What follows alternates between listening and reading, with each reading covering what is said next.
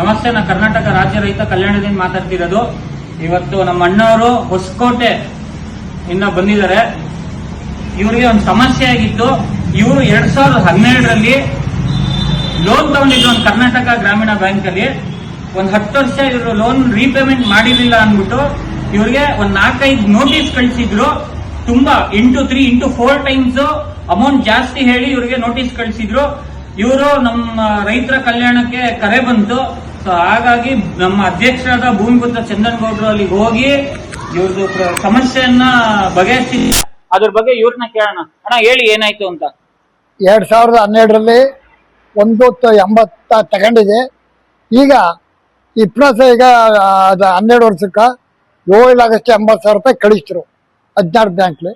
ಆಮ್ಯಾಕ notice ಕಳಿಸಿದ್ರು. ಅದಕ್ಕೆ ಆಗಲ್ಲ ಹಂಗ ಅಂದ್ರು. ಬಂದು ನಮ್ಮ ಚಂದನಗೌಡರು ಭೂಮಿಪುತ್ರ ಅವ್ರ ತನಕ ಬಂದಾಗ ಈಗ ಇವರು ನಮ್ಗ 180ಕ್ಕೆ ತೀರ್ಮಾನ ಮಾಡಿ ಕಳಿಸ್ತರು.